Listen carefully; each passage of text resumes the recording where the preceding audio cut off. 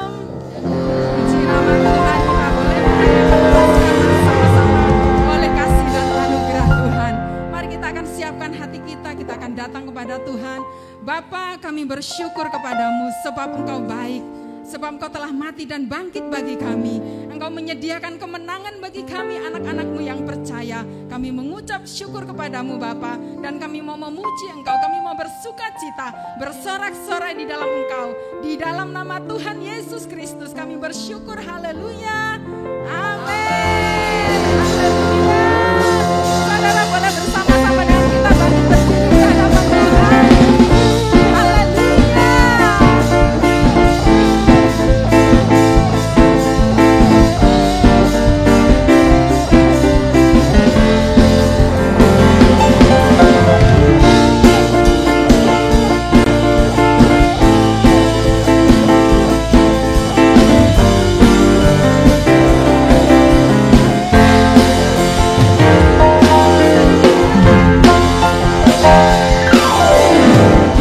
Mati bagiku, Dia bangkit bagiku, Dia Tuhan Allah penyelamatku. Kuasa mati kalahkan, hidupku dipulihkan, Dia Tuhan Allah kemenanganku. Dia sungguh baik, sangat baik, Yesus, Dia baik bagiku. Dia sungguh baik, Dia sangat baik, Yesus, Dia baik bagiku.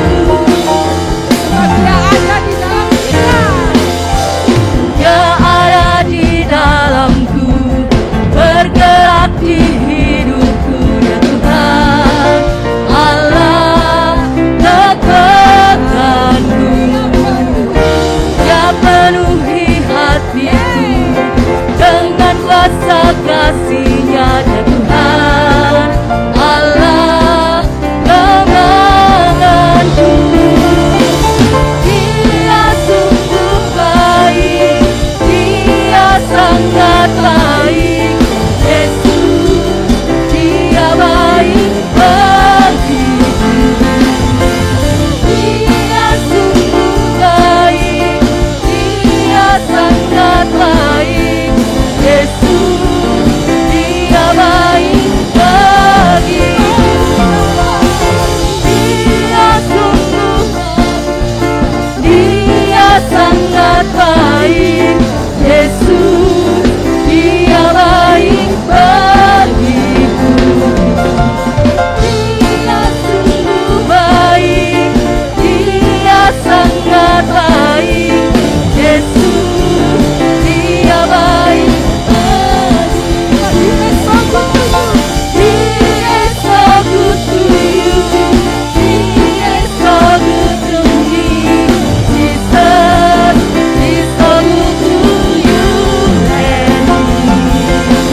He is so good to you, He is so good to me, Jesus is so good to you and me.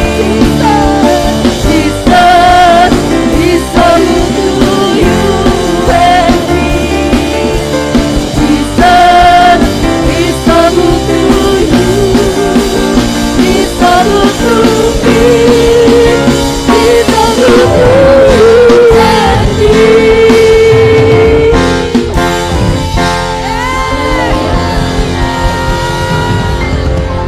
Yesus teramat baik bagi kita, amin. Amin. Dia berikan hidupnya bagi kita, supaya kita menerima kemenangan, haleluya. Dipersilakan duduk saudaraku, tetap dalam hadirat Tuhan, haleluya. Haleluya, izinkan Dia terus bertahta dalam hati dan hidup kita. Bawa hati kita untuk menyembah Dia, sebab Dia layak terima segala pujian dan sembah kita. Dia Allah yang telah memberikan kemenangan bagi kita, haleluya.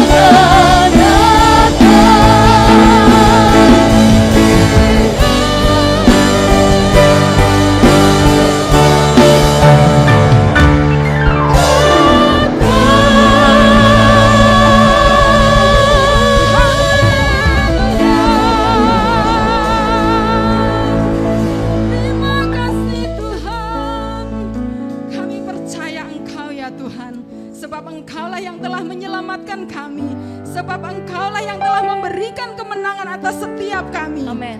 Dan kami akan buka hati kami untuk Engkau berbicara kepada kami melalui firman-Mu Tuhan. Urapi hamba-Mu, biarlah setiap benih firman-Mu Tuhan Engkau muati dengan kuasa-Mu sehingga menjadi berkat dalam kehidupan kami. Di dalam berkat nama Tuhan Yesus Kristus kami sambut kuasa firman-Mu. Haleluya. Amin. Shalom jemaat yang dikasihi Tuhan, puji Tuhan. Hari ini kita mengucap syukur kita bersama-sama berada dalam ibadah perayaan Paskah PWKI. Dalam ibadah ini kita sama-sama merayakan kebangkitan Tuhan kita, kemenangan Tuhan Yesus atas maut yang sudah mati menebus dosa kita dan Dia sudah bangkit. Hari ini saya akan memperkenalkan diri kepada saudara. Berikut profil singkat saya. Nama saya Evi Kusuma Dewi Wibowo, kelahiran 12 September 1992. Saya dan keluarga, saya suami dan anak melayani di GBI Aletheia Magelang. Kami sebagai staf, kami juga sebagai pembicara, saya sebagai worship leader, juga melayani di guru sekolah minggu, juga kami membantu di berbagai departemen lain, di pemuda, di wanita, jadi semua departemen kami ada dan kami membantu di sana. Saya pendidikan terakhir saya kuliah dulu di STT El Shaddai Surakarta. Jadi saya pendidikan terakhirnya S1 Teologi. Ya, jadi sekarang kami melayani karena memang kami ada background di teologi dan kami terpanggil untuk melayani Tuhan sepenuh waktu. Jadi kami bersama-sama keluarga melayani di GBI Aletheia Magelang. Demikian profil singkat saya. Hari ini kita bersama akan mendengarkan firman Tuhan dengan tema tidak terpisah dari kasih Allah. Sungguh suatu tema yang sangat luar biasa ya. Tidak terpisah dari kasih Allah, tema yang menguatkan, yang meneguhkan kita, yang membuat kita merasa aman. Kenapa saudara? Karena kita semua di sini ya PWKI, Persekutuan Wanita Kristen Immanuel. Namanya persekutuan wanita, ya pasti kita semua ini wanita ya, kita semua ini perempuan. Nah, rata-rata wanita itu selalu ingin dicintai. Gak ada wanita yang tidak ingin dicintai. Semua wanita rindu kasih sayang, semua wanita senang untuk dikasihi. Dan gak cuman itu, setiap kita, semua wanita selalu mengharapkan, selalu menuntut bukti kasih. Ya kalau kita ingat-ingat dulu, zaman-zaman masih muda buat kita, ya zaman-zaman masih pacaran.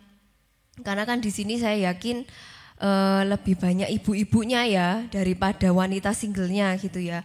Ya mungkin ada wanita single yang masih dalam masa pacaran gitu ya. Nah ini saya ajak flashback untuk ibu-ibu yang dulu pernah pacaran, yang sudah menikah. Kalau ada laki-laki menyatakan cinta gitu ya, menyatakan kasihnya kepada kita, pasti kita ingin pembuktian, gak cuma ngomong doang. Apa yang bisa dia lakukan untuk kita, kalau itu menunjukkan bukti kasihnya gitu ya. Sampai buat para pria wanita itu susah dimengerti. Karena diapa-apain salah ya, dicuekin sedikit, oh kamu gak sayang aku, kamu gak cinta aku, kenapa? Kamu gak peduli, kamu gak bisa ngerti aku. Karena apa? Wanita selalu menuntut, menginginkan bukti kasih, bukti cinta. Padahal kasih yang diberikan oleh dunia ini tuh apa maksudnya? Oleh orang tua kita, oleh suami, oleh kekasih, oleh anak, ya semua itu terbatas dan bisa berubah. Mosok sih kasih bisa berubah? Contohnya, dulu zaman masih pacaran ya, rata-rata, enggak semua ya, ada sih yang masih tetap romantis sampai tua gitu ya, puji Tuhan banget kalau bisa kayak gitu ya. Rata-rata, dulu zaman masih pacaran, semua permintaan kita sebagai perempuan itu rata-rata diturutin. ya enggak? Pengen makan apa dianterin, pengen beli baju apa, pengen baju baru, pengen tas, pengen ini, pengen itu, semua itu dengan mudah terkabul. Tetapi perilakunya itu bisa berubah. Setelah menikah 1 tahun, 2 tahun, 5 tahun, 10 tahun, kok semakin lama semakin pelit ya. Mau minta ini, minta itu sudah semakin sulit. Dulu cara ngomongnya itu manis gitu ya. Tapi kok semakin lama semakin kasar. Semakin lama cara ngomongnya semakin cuek, semakin gak peduli sama kita. Dan itu bisa membuat kasih kita itu luntur. Cinta itu bisa pudar, karena itu cinta dunia. Orang tua dengan anak apakah bisa begitu? Bisa. Bahkan Alkitab mencatat bahwa apakah bisa seorang ibu melupakan anak yang dilahirkannya? Ternyata menurut Alkitab bisa. Seorang ibu pun bisa berubah. Dulu mungkin hubungan kita dengan orang tua waktu masih kecil baik-baik saja. Semakin beranjak dewasa, setelah kita menikah, orang tua kita semakin lanjut usia, perilakunya semakin aneh-aneh. Maka tadinya kita yang sayang, kita yang eman dengan orang tua kita, lama-lama kok keluar jengkel-jengkelnya juga ya gitu. Lama-lama kok keluar sebelnya juga. Demikian juga kita sebagai orang tua mungkin ya, ibu-ibu yang sudah sepuh, yang sudah lanjut usia, anakku tuh kok semakin dewasa kok kita merasa kok nggak bales orang tua. Harapan kita kalau anak kita sayang tuh ya harus begini gitu ya, menuntut bukti. Kalau sayang tuh ya aku diantar kemana-mana. Kalau sayang tuh ya aku ditemenin terus. Padahal mungkin kadang anak-anak kita punya kesibukan. Akhirnya apa? Kita ada jengkel. Kasih kita bisa luntur. Bahkan ada tidak sedikit orang tua yang meninggalkan anak yang meninggalkan orang tua, keluarga yang berantakan. Karena apa? Kasih itu bisa luntur. Sejauh mana kita bisa membuktikan kasih kita ya, karena kasih kita itu terbatas. Pada titik-titik tertentu akhirnya orang tidak bisa lagi menangkap bukti kasih yang kita berikan. Demikian juga sebaliknya, pada titik tertentu kita tidak bisa lagi menangkap bukti kasih yang orang lain sampaikan kepada kita. Akibatnya apa? Kita sering merasa sedih sendiri, tidak dicintai. Di antara ibu-ibu dan bapak-bapak, manakah yang lebih sering menangis karena merasa tidak dicintai?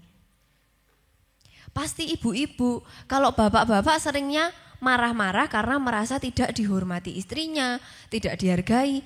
Kalau kita, ibu-ibu wanita, masak nangis, cuci piring nangis, nyapu nangis. Kenapa? Kok suamiku gak sayang lagi? Kok anak-anakku gak sayang lagi? Kadang di kamar sendiri dengerin lagu-lagu pujian nangis, meratapi nasib, merasa sendiri gak dicintai. Berapa banyak di antara kita yang sering mengalami hal semacam itu? Nah, hari ini ada kabar baik buat kita semua ya. Bukan kulit manggis ada ekstraknya ya.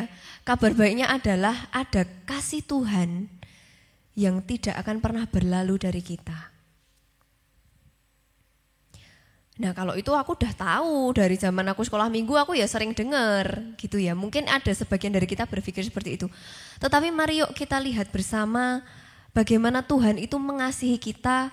Kita resapi, kita buka hati kita bersama-sama. Supaya apa? Supaya kita enggak merasa sendiri lagi ya. Supaya kita bisa mulai melihat kebaikan-kebaikan Tuhan dalam hidup kita. Tidak cuma meratapi nasib kita yang merasa tidak dicintai itu tadi ya ibu-ibu ya. Ya, yang pertama ya kan kita pelajari hari ini adalah Tuhan membuktikan kasih-Nya dengan merelakan, Allah Bapa merelakan anaknya yang tunggal diberikan buat menebus dosa kita. Dan Dia juga memberikan hal-hal lain. Kenapa? Karena kalau anaknya aja diberikan, apalagi yang lain ya. Kita coba lihat dulu yuk, kita akan baca dulu ayatnya dalam Roma 8 ayat 32 sampai 34. Roma pasal yang ke-8 ayat yang ke-32 sampai yang ke-34. Ia yang tidak menyayangkan anaknya sendiri, tetapi yang menyerahkannya bagi kita semua. Bagaimanakah mungkin ia tidak mengaruniakan segala sesuatu kepada kita bersama-sama dengan Dia?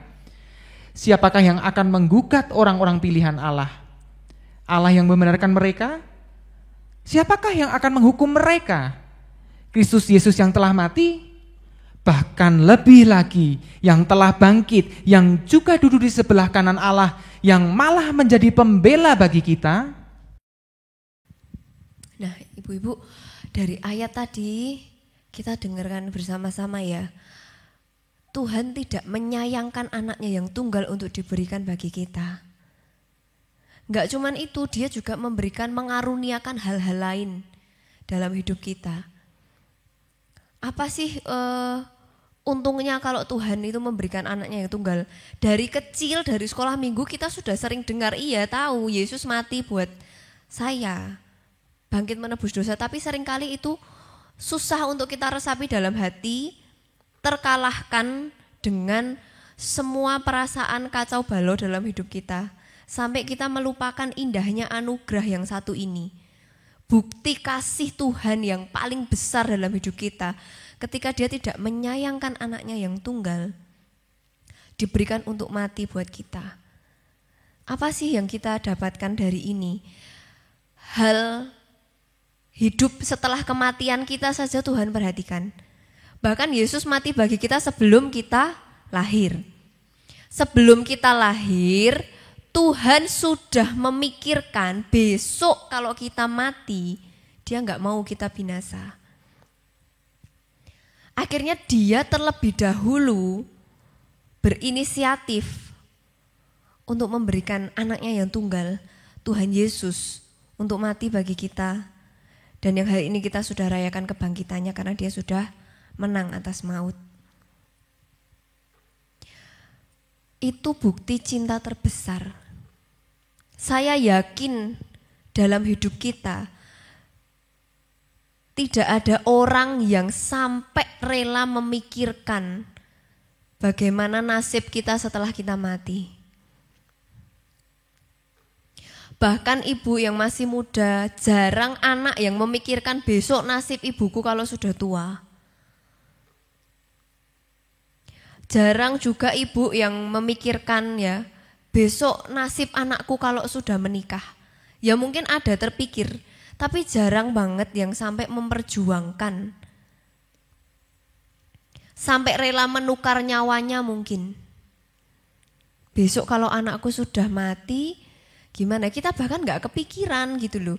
Mungkin hari ini dengan berbagai masalah kehidupan, mau memikirkan besok anak kita disekolahkan di mana aja, kita udah gak nyampe pikiran kita ya, karena terlalu banyak masalah dalam hidup kita. Tetapi Tuhan sudah memikirkan kita bahkan sebelum kita lahir.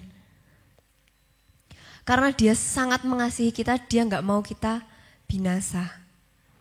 Nah kalau hal setelah kita mati saja Tuhan pikirkan, sampai memberikan nyawa, sampai memberikan anak. Ibu-ibu yang sudah punya anak, ketika anakmu sakit aja rasanya di dalam hati itu seperti apa? Ibu-ibu mau memberikan anakmu yang mungkin cuma satu, mati, dibunuh untuk menyelamatkan sekampung? Mau gak anakmu dikorbankan seperti itu? Pasti gak mau. Mendingan orang sekampung aja mati, yang penting anak kita selamat. Pasti kita mikirnya begitu. Tetapi Allah Bapa kita di surga enggak seperti itu. Kalau anaknya yang tunggal saja direlakan untuk mati, walaupun mungkin perasaan Bapa di surga melihat Yesus dihina seperti itu, diperlakukan seperti itu, pasti Dia enggak mungkin happy ya. Perasaannya pasti juga enggak enak saudara. Tapi Dia mau berikan itu. Apalagi hal-hal tentang seputar kehidupan kita. Pasti Tuhan sudah pikirkan semuanya itu. Kalau hari ini kita tahu kita dicintai oleh suami kita, itu saja sudah membuat kita merasa aman. Ya, apalagi hari ini kita tahu kita dicintai oleh Bapa di surga. Tuhan yang Maha Kuasa yang memiliki segalanya. Betapa bersyukurnya kita, hidup kita sudah ada yang menjamin. Di ayat-ayat tadi juga dijelaskan siapakah yang bisa menggugat kita. Tuhan membela kita dalam segala hal. Bahkan posisi kita ya, firman Tuhan menyatakan posisi kita sebagai orang berdosa dibenarkan oleh Tuhan. Jadi kita ini sebenarnya orang salah, dianggap orang benar tanpa ada perbuatan apapun dari kita. Usaha kita, semua kebaikan kita gak akan pernah cukup untuk menghapus semua dosa kita. Tetapi dengan kematian Yesus, kita yang tadi posisinya salah, dipindah jadi posisi orang benar, tanpa syarat. Jadi posisi yang seharusnya kita tidak layak diberkati, gak layak terima anugerah. Harusnya karena semua dosa kita ya segala macam kutuk yang ada di bumi ini, semua dakwaan iblis buat kita, harusnya kita terima. Oh, kamu gak layak diberkati, tidak layak hidup sehat, tidak layak untuk punya rumah tangga yang bahagia. Karena dosamu gini, bahkan tidak layak untuk masuk ke surga. Tapi itu semua sudah dihapus oleh darah Yesus. Karena kasih Tuhan, bukti cinta Tuhan yang besar buat kita. Kalau selama ini kita menganggap enteng penyaliban Yesus, cuma nangis-nangis pas hari Jumat Agung. Mari hari ini kita lihat satu persatu hidup kita ya. Mungkin hari ini engkau punya pekerjaan yang baik, engkau punya keluarga yang baik, ya, anak-anak tidak ada yang meninggalkan ibunya, ibunya mengasihi anaknya, suami setia dalam rumah tangga, berkat-berkat melimpah. Sekarang kita renungkan bahwa sebenarnya kita nggak layak untuk semuanya itu. Kesehatan yang kita terima itu semua anugerah. Kalau setiap hari kita mau menyadari, oh sebenarnya aku tidak layak. Hidup yang hari ini aku jalani sebenarnya aku nggak layak. Apalagi kita semua yang sudah aktif melayani Tuhan. Mari sama-sama kita sadari sebenarnya kita nggak layak. Tapi karena kasih Tuhan yang besar, merelakan anaknya yang tunggal untuk menggantikan kita, mati, menebus dosa kita. Itu saja diberikan buat kita, apalagi yang lain. Padahal sebenarnya kita tidak layak. Kita renungkan sama-sama ya. Kita insyafi dalam hati kita, oh ya sebenarnya aku tidak layak. Ini semua cuma anugerah, ini semua hanya karena kebaikan Tuhan. Ini semua hanya karena Tuhan sayang sama saya. Jadi mulai sekarang jangan lagi ada yang merasa tidak dicintai.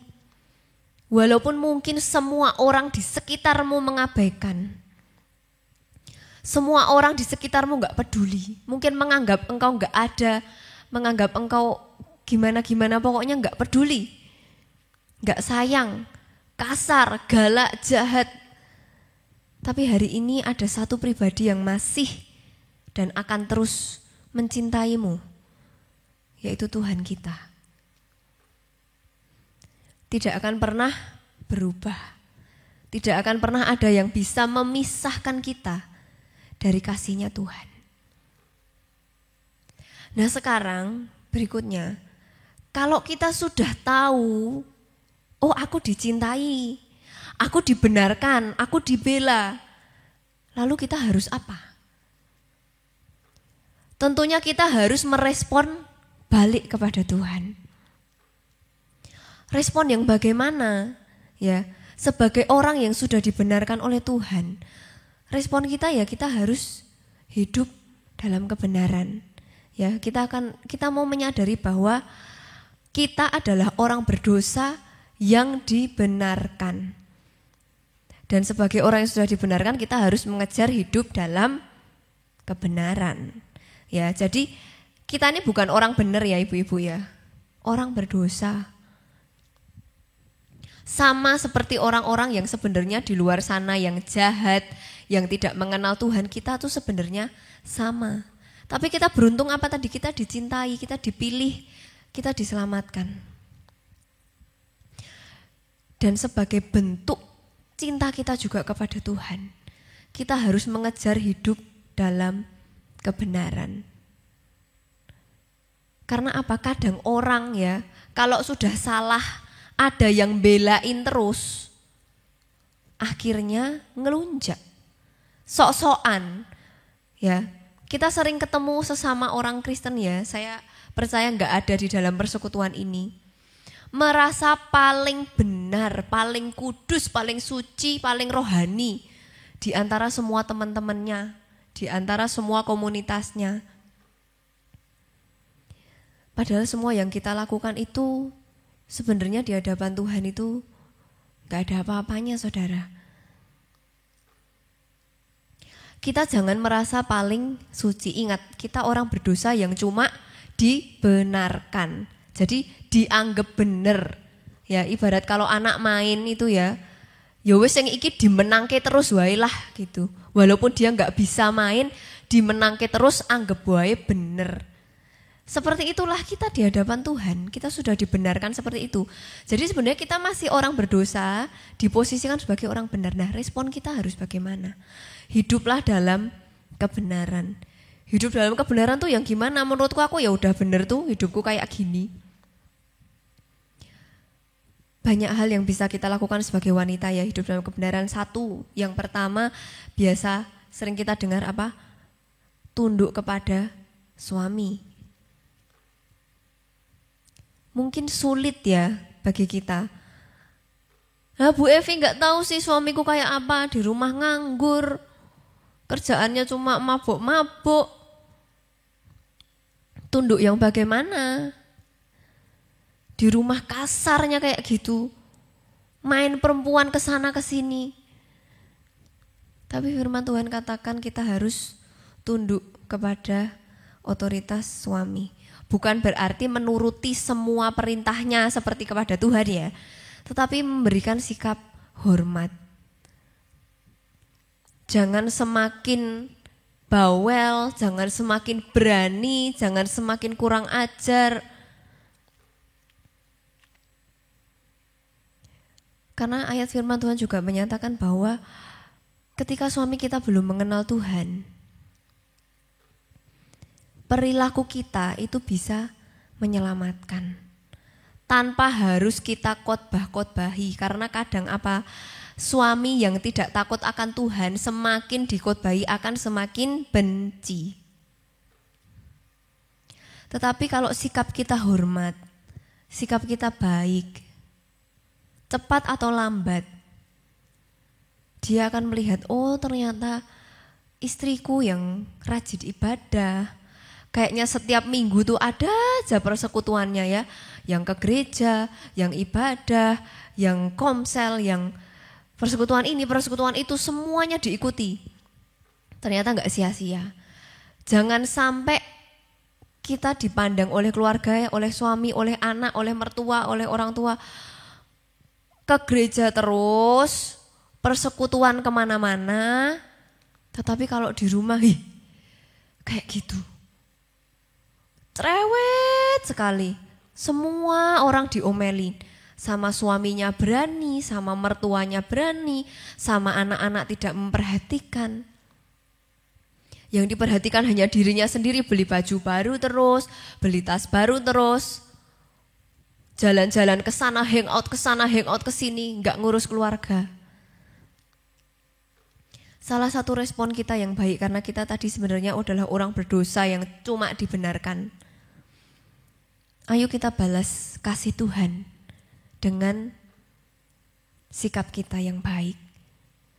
Sikap tunduk kepada suami, jujur dalam keuangan, menjadi berkat buat orang-orang di sekitar kita, mengasihi anak-anak, melayani Tuhan. Mulut kita jangan suka mengutuki orang ya, jangan suka menggosipkan orang, ibu-ibu.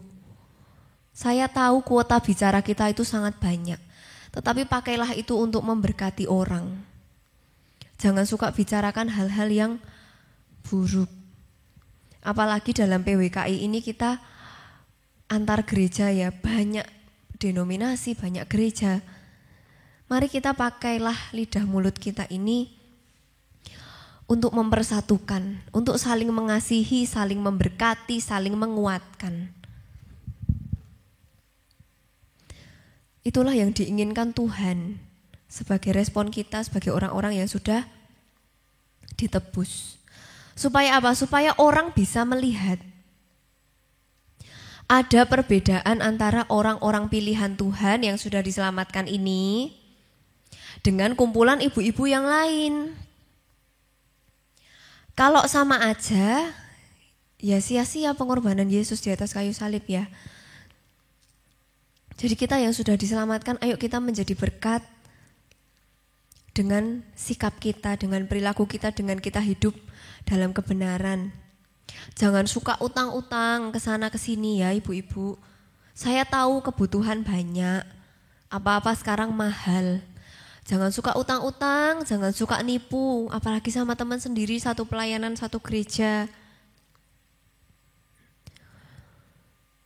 Banyak dalam pelayanan ini kasus-kasus seperti itu ya. Ngajak bisnis, jualan ini, jualan itu, tak modalin, kamu modali saya, akhirnya hancur semuanya. Karena wanita itu riskan sekali dengan keuangan ya. Kita harus menunjukkan sikap kita sebagai orang-orang tebusan, hiduplah yang baik. Hidup dalam kebenaran dalam segala aspek kehidupan kita. Nah sekarang kalau misal memang benar ya, kita sudah melakukan itu semua. Selama ini saya sudah berusaha loh, tunduk kepada suami, jujur dalam keuangan, kerja juga benar. Melakukan semua yang baik. Mau dijahati kayak apa sama teman, sama keluarga, sama siapa saya tetap mengasihi.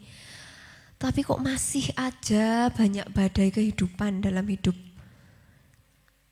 Di saat seperti ini kadang kita mulai merasa kehilangan kasih kepada Tuhan atau merasa kehilangan cintanya Tuhan kepada kita. Atau Tuhan itu sudah gak sayang aku lagi ya? Apa Tuhan sudah melupakan aku? Semua jerih payahku dalam melayani Tuhan itu apa enggak diperhitungkan Tuhan? Semua jerih payahku, jerih lelahku, makan hati, diperlakukan seperti itu, tetap mengasihi, tetap tunduk, tetap hormat. Apa enggak diperhitungkan Tuhan ya? Kok hidupku kayak gini-gini terus? Ya selalu ada banyak badai kehidupan.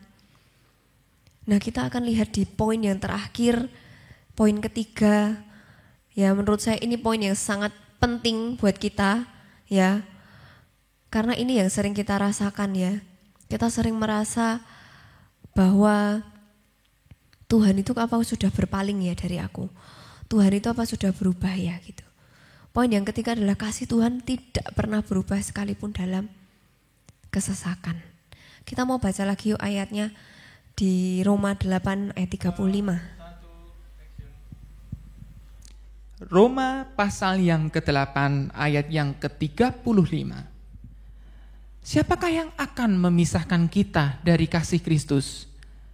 Penindasan atau kesesakan atau penganiayaan atau kelaparan atau ketelanjangan atau bahaya atau pedang. Nah, banyak hal ya. Apakah sih yang bisa memisahkan kita dari kasih Kristus? Penderitaan? Apa selama ini kita merasa menderita?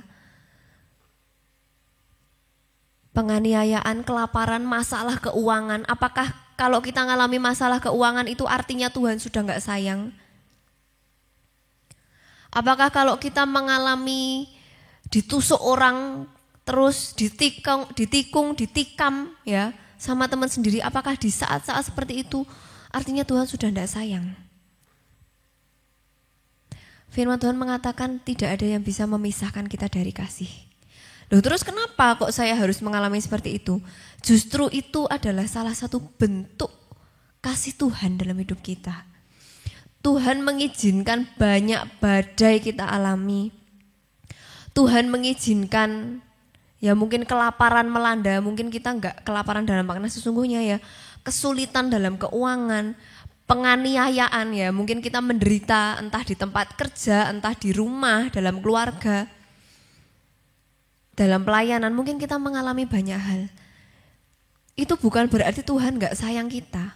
Kadang-kadang Tuhan sengaja mengizinkan kita masuk dalam situasi seperti itu untuk kebaikan kita. Mungkin untuk membentuk karakter kita atau untuk menunjukkan kuasanya yang besar dalam hidup kita. Karena apa? Kalau kita tidak pernah mengalami badai, kita tidak punya kesempatan melihat Tuhan menyelamatkan kita dari badai. Kalau kita tidak pernah mengalami tekanan, kita tidak akan punya kesempatan melihat Tuhan memberi kelegaan dalam hidup kita. Saya punya kesaksian hidup saya, saudara, yang sering saya sampaikan ya dalam setiap ketika saya menyampaikan firman Tuhan, ketika saya sharing dengan orang. Karena apa? Ini pengalaman hidup saya nyata dan saya yakin akan menjadi berkat buat saudara. Karena apa? Disinilah kita melihat penyertaan Tuhan itu dahsyat dalam hidup kita ya. Saya dilahirkan tadi ya 12 September 1992 ya oleh orang tua saya, dan saya tumbuh awalnya seperti anak-anak pada umumnya ya, pada usia 1 tahun 2 tahun gitu ya. Tapi di usia yang ketiga orang tua saya menemukan kejanggalan dalam diri saya ya.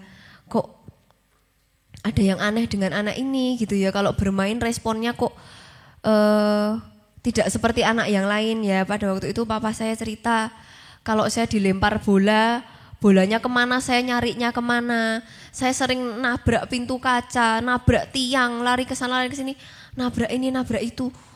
Kok kayak gini ya anak ini ya. Akhirnya orang tua saya periksa saya ke dokter.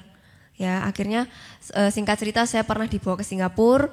Di sana dokter tidak menemukan namanya apa penyakit ini gitu ya. Intinya ya udahlah dibantu aja pakai kacamata semampunya, setebal-tebalnya gitu ya. Dulu pakai kacamata ukuran +6, +7. Wah, kacamatanya tebal sekali dan berat ya. Jadi usia saya TK sampai saya SMP kelas 2. Saya pakai kacamata setebal itu. Dan saya selalu ketinggalan pelajaran. Kenapa? Karena kalau membaca itu lambat. Ya, jadi ada kelainan di mata saya, intinya begitu. Kalau membaca itu lambat, kalau nulis juga lambat, kalau mewarna selalu nyepret, jadi serba susah gitu loh hidup saya ya. Olahraga nggak pernah bisa, masih kecil sering dibully sama teman-teman ya. Kenapa? Karena teman-teman saya tahu kalau pensil saya dipindah saya nggak bisa nyari. Jadi kalau di sekolah saya sering dibuat main sama teman-teman ya. Pensilnya, coba pensilnya dilempar, nanti kan pasti dia nggak bisa nyari gitu. Sering sekali saya dibuat mainan sama teman-teman saya kayak gitu ya. Itu saya alami sampai usia remaja ya. Tapi puji Tuhan maksudnya saya tidak terpuruk karena saya dibully itu. Jadi saya tetap menjalani hidup saya walaupun susah ya, selalu dapat ranking paling belakang. Karena memang selalu ketinggalan pelajaran gitu ya, mau les mau apa ya tetap ketinggalan pelajaran. Kenapa? Karena ngerjain apa-apa gak pernah selesai. Yang lain baca udah sampai bawah, saya baru sampai separuh gitu ya, mengerjain soal gak pernah selesai. Sampai akhirnya pada SMP kelas 2, kacamata itu tidak lagi menolong. Singkat cerita, walaupun saya sudah pakai kacamata terus ya, pada saat itu kacamatanya sudah yang paling mahal ya. Zaman saya masih kecil aja kalau beli kacamata udah jutaan, karena ukurannya harus custom. Harus minta khusus gitu karena nggak ada orang yang pakai ukuran kacamata setebal itu ya. Nah itu di SMP kelas 2 saya mulai merasa aneh ya, kacamatanya udah diganti kok tetap nggak bisa lihat. Setiap huruf yang ditulis gitu tuh kayak ada yang terhapus sebagian gitu. Akhirnya kami coba cari ke dokter mata lagi, sempat ke Australia kemana-kemana. Dan akhirnya ditemukan bahwa oh anak ini bukan menderita mata plus atau mata silinder atau mata minus. Anak ini menderita low vision. Low vision itu artinya tunanetra ringan. Ya, tunanetra tapi tidak buta total gitu ya. Masih ada sebagian yang bisa dia lihat, tetapi sebagian besarnya terhapus dan itu akan berangsur-angsur terhapus seiring berjalannya usia. Pada kasus saya ini ada pigmentasi pada retina mata. Jadi setiap saya kena sinar UV matahari, pasti retinanya akan terbakar dan semakin lama semakin blur gitu ya, semakin gak bisa melihat. Makanya dari tadi ketika kita membaca firman Tuhan, selalu ada yang membantu saya untuk membacakannya gitu ya, karena bukan saya gaya-gaya kayak pendeta besar gitu ya, ada pembaca firmannya enggak, tapi karena memang kondisinya seperti itu. Nah, apakah orang tua saya tidak mengusahakan? Apakah saya tidak pernah berdoa? Apakah saya kurang puasa? Apakah Tuhan kita kurang sakti? Enggak ya. Saya sudah didoakan oleh banyak hamba Tuhan ya, dari segala macam aliran kekristenan sudah pernah mendoakan saya. Ya, bahkan ada yang mendatangkan dari India, dari Afrika, dari mana, semua sudah pernah mendoakan saya. Terakhir kali saya datang pada KKR kesembuhan di gereja saya yang lama, waktu itu di Solo, ada hamba Tuhan dari India, punya karunia kesembuhan gitu ya. Saya melihat sendiri semua orang yang didoakan tuh hampir semuanya sembuh. Saya melihat orang yang lumpuh berjalan, ya ada orang yang kakinya timpang bisa sembuh lagi, ada orang yang kena kanker bisa sembuh, ada orang tuli mendengar, itu saya lihat. Saya pikir inilah kairos Tuhan untuk menyembuhkan saya gitu ya, sakti ini pendeta ya. Akhirnya saya maju ke depan, dia mendoakan saya. Untuk kesekian kalinya, pendeta yang dianggap sakti ini pun mendoakan saya dan saya gak sembuh. Muncul pertanyaan dalam hati saya ya, Tuhan, kok Tuhan tuh bisa ya orang-orang lain tuh sembuh, tapi kok aku enggak? Kenapa? Apa saya berdosa? Kenapa? Apa Tuhan pengen apa? Akhirnya saya dapat sebuah ayat pada saat doa saya itu, di mana Tuhan mengatakan bahwa justru dalam kelemahanmu lah kuasaku menjadi sempurna. Dan itu saya tangkap dalam hati, saya pegang kuat-kuat dalam hidup saya. Karena saya yakin kalau memang Tuhan sudah berkehendak seperti itu, pasti Tuhan punya rencana. Dan kalau suatu hari nanti Tuhan merasa bahwa saya perlu sembuh, sangat mudah Tuhan menyembuhkan saya gitu ya. Tapi pada saat itu sampai hari ini Tuhan masih mengizinkan saya dalam kondisi saya seperti ini. Dalam kelemahanmu kuasaku menjadi sempurna. Apa ya Tuhan? Saya cuma tangkap dalam hati dan saya percaya bahwa oke, saya akan berjalan bersama Tuhan. Saya tidak takut dan saya tidak merasa bahwa Tuhan benci saya. Di sini saya melihat kasih Tuhan yang luar biasa. Semenjak hari itu ya, Tuhan memberi solusi banyak. Pihak sekolah dibuat Tuhan untuk mau menolong saya. Setiap kali ulangan, setiap ujian, semuanya bisa dilakukan secara lisan. Dan Tuhan menolong saya apa? Materi pelajaran yang saya nggak bisa baca itu dibacakan oleh teman saya, oleh keluarga saya, oleh guru. Saya bisa ingat. Jadi saya justru tidak pernah mengalami kesulitan lagi dalam sekolah semenjak hari itu. Semenjak saya menerima bahwa Tuhan mengasihi saya dengan cara ini. Bukan berarti Tuhan tidak menyembuhkan saya itu saya terpisah dari kasih Tuhan. Bukan berarti kasih Tuhan itu meninggalkan saya, tetapi sejak saat itu prestasi saya di sekolah membaik. Ya, saya masuk SMA, saya bisa mendapatkan peringkat 1, 2, 3. Dulu tuh kalau muridnya 30 ya saya rankingnya 27, 28 karena ketinggalan pelajaran. Tapi justru semenjak itu, di saat teknologi tidak lagi sanggup menolong ya, maksudnya kacamata waktu itu tidak lagi sanggup menolong, tetap ada tangan Tuhan yang sanggup menolong melalui orang-orang di sekitar kita, melalui kemampuan yang Tuhan berikan ya. Tuhan menolong saya untuk bisa mengingat banyak hal dalam pikiran saya, mengingat materi-materi pelajaran. Bahkan Tuhan menolong saya untuk bisa lulus kuliah. Dulu keluarga saya sering ngomong, udahlah kamu tuh gak usah lanjut sekolah, kamu gak usah lanjut kuliah. Orang kamu jalan sendiri aja nabrak-nabrak susah kok mau sekolah. Gak mungkin kamu bisa lulus, gak mungkin kamu bisa kuliah, wes lah. Kowe iki sekolah sak-sake wae. Sing penting sekolah sampai SMA selesai, udahlah ndak usah kuliah, di rumah aja. Tetapi saya lebih percaya Tuhan ya. Ketika saya tetap kuliah, saya berjalan bersama Tuhan, akhirnya selesai kuliah saya dan saya juga mendapat prestasi yang baik gitu ya di kampus, di sekolah. Dulu saya sempat takut apakah dalam kondisi seperti ini saya bisa dapat pasangan hidup, tetapi Tuhan luar biasa ya.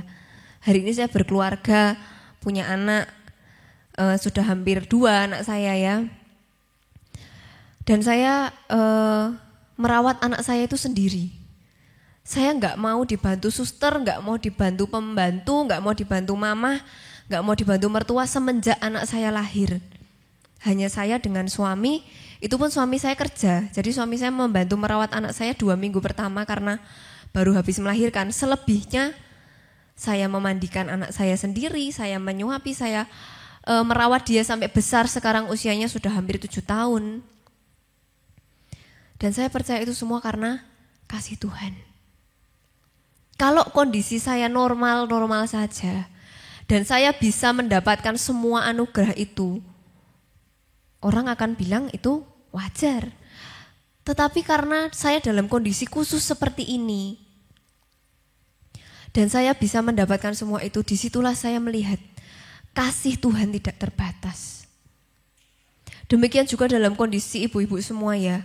Kalau saat ini mungkin ekonomimu lagi sulit, mungkin engkau sedang dalam sakit penyakit, mungkin engkau sedang sedih ditinggalkan suamimu yang gak setia, atau engkau yang sudah tua, mungkin ditinggalkan oleh anak-anakmu, merasa diabaikan.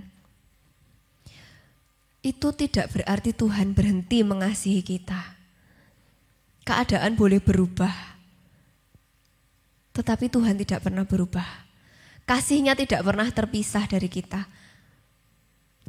Tidak akan pernah meninggalkan kita. Ada banyak hal dalam hidup ini yang mencoba memisahkan kita dari kasih Tuhan. Ya, kondisi kita sebagai orang Kristen semakin dipersulit ya. Di kota-kota besar sekarang kalau Kristen tidak diterima kerja. Kalau Kristen gak bisa diterima di sekolah tertentu. Kalau Kristen gak bisa dapat fasilitas-fasilitas ini dan itu. Sedangkan posisi kita butuh pekerjaan. Keadaan kadang memaksa kita terpisah dari kasih Kristus, tetapi jangan kita goyah. Mungkin keberadaan kita sebagai orang Kristen di tengah-tengah masyarakat, di kampung di mana mungkin ditekan. Mungkin kalau kita nggak Kristen, aku bisa dapat bantuan ini itu, percayalah tangan Tuhan lebih dahsyat. Jangan kita meninggalkan iman kita, karena tadi ingat di awal, sudah Tuhan berikan yang terbaik. Tuhan sudah pikirkan ya, setelah kita mati nanti kita harus selamat masuk ke surga. Jangan sampai kita berpikir, sekarang aku tak meninggalkan Tuhan dulu, tak kerja dulu, tak biar aku dapat bantuan ini itulah, nanti kalau keluargaku sudah sejahtera, aku tak kembali sama Tuhan. Ya kalau masih ada kesempatan itu. Kalau tidak, kita yang akan menyesal ya. Tuhan sudah berikan keselamatan itu buat kita. Kasih-Nya tidak pernah berkesudahan, yang penting respon kita. Respon diri kita. Kita menanggapi Tuhan yang sudah memberikan keselamatan itu, apakah kita menerimanya atau tidak. Apakah kita mau tetap bersikap baik atau tidak, hidup dalam kebenaran atau tidak. Karena apa? Ya, kasih Tuhan tidak pernah meninggalkan kita. Tidak ada satupun yang bisa memisahkan kita dari kasih Kristus. Jadi jangan kita mencoba melepaskan diri dari kasih karunia Tuhan. Hidup kita aman bersama dengan Tuhan. Sekalipun kondisi kita hari ini gak baik, itu bukan berarti Tuhan tidak mengasihi kita, bukan berarti Tuhan gak sayang lagi. Jangan lagi kita merasa gak dicintai, jangan lagi kita merasa sendiri. Yang penting kita hidup dalam kebenaran, kita tahu Tuhan ada bersama kita, Tuhan sangat mengasihi kita dan kasih-Nya tidak akan pernah berubah. Satu ayat penutup yang akan kita baca sama-sama setelah ini ya, ayat tema kita, tema utama kita hari ini, ayat terakhir yang akan kita baca yang akan sekali lagi meneguhkan dan menguatkan kita. Roma 8 ayat 38-39. Roma pasal yang ke-8 ayat yang ke-38 sampai 39. Sebab aku yakin bahwa baik maut maupun hidup, baik malaikat-malaikat maupun pemerintah-pemerintah, baik yang ada sekarang maupun yang akan datang, atau kuasa-kuasa, baik yang di atas maupun yang di bawah, ataupun sesuatu makhluk lain, tidak akan dapat memisahkan kita dari kasih Allah yang ada dalam Kristus Yesus Tuhan kita. Amin. Jadi kita pegang baik-baik firman Tuhan. Ayat yang terakhir yang barusan kita baca meneguhkan kita, tidak ada satupun yang sanggup memisahkan kita dari kasih Tuhan. Jadi kita tidak perlu takut, kita tidak perlu merasa sendiri lagi, kita nggak perlu lagi merasa tidak dikasihi. Dan percayalah, sekalipun dalam kondisi sulit, sekalipun banyak orang berusaha, kalau kita tetap pegang Yesus, kasih Tuhan tidak pernah berubah. Suatu hari kita akan melihat tangan Tuhan menolong kita. Amin untuk firman Tuhan. Selamat Paskah, Tuhan Yesus memberkati. Puji Tuhan, acara Paskah PWKI sudah mulai berjalan dengan baik. Saya percaya semua diberkati oleh Tuhan. Dan di penghujung acara ini, mari kita akan menutupnya dengan doa sebagai rasa syukur kita kepada Tuhan untuk apa yang sudah kita alami, baik melalui puji-pujian, firman Tuhan, baik melalui apapun yang kita lakukan dalam Paskah ini, kiranya kita semua mengalami berkat-berkat Tuhan. Mari kita akan berdoa bersama-sama. Tuhan, terima kasih untuk acara Paskah PWKI yang sudah Engkau berkati.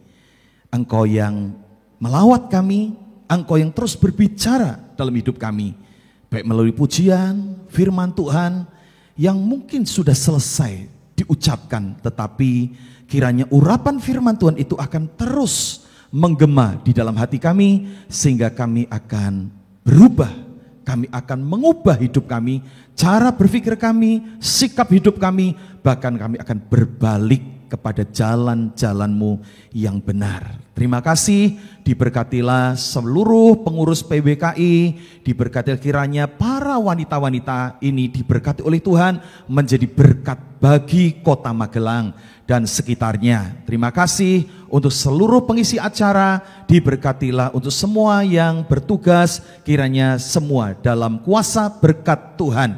Kami percaya apa yang kami lakukan tidak sia-sia. Dan hari ini Tuhan, di penghujung acara Paskah ini, kami rindu menerima berkat-Mu. Saudara yang dimanapun berada, kiranya angkat kedua tangan kita dan terimalah berkat yang menjadi bagian kita. Tuhan memberkati engkau dan melindungi engkau. Tuhan menyinari engkau dengan wajah-Nya dan memberi engkau kasih karunia. Tuhan menghadapkan wajah-Nya kepadamu dan memberi engkau damai sejahtera. Di dalam nama Tuhan Yesus Kristus kami berdoa. Haleluya. Amin. Selamat Paskah. Tuhan Yesus memberkati.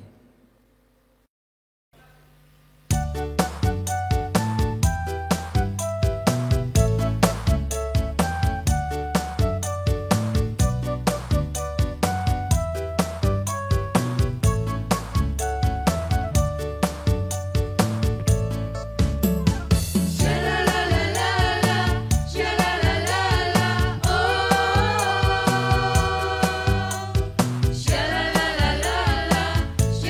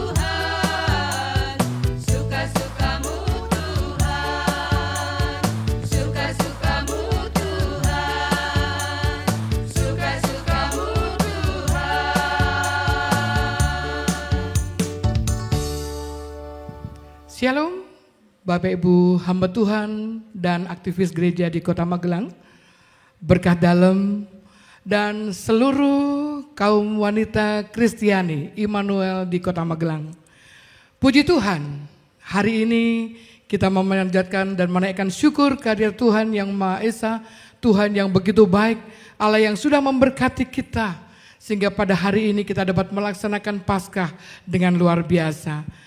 Puji syukur dan rasa terima kasih tiada terhingga kami aturkan kepada yang kami hormati dan kami kasihi, Bapak Pendeta Tony Subiantono SEMAG, yang sudah memfasilitasi semua pelaksanaan Paskah pada hari ini, terutama untuk tim multimedia, kemudian tim Praise and Worship, juga segala tempat dan segala sesuatunya hingga terlaksananya Paskah pada hari ini. Juga terlebih dengan sudah diberitakan firman Tuhan oleh Ibu Evi, kiranya firman Tuhan boleh menjadikan rema dalam kehidupan kita, agar kehidupan kita semakin layak di hadapan Tuhan. Bapak Ibu yang kami hormati, wanita Kristiani di Kota Magelang, melalui Paskah ini mari kita semakin bersatu hati, kita bergandeng tangan untuk kemuliaan Tuhan. Mari kita tetap mengandalkan Tuhan sebagaimana kasih yang Tuhan sudah berikan dalam kehidupan kita. Dan biarlah dengan Paskah ini mari kita bersama-sama tetap melayani Tuhan.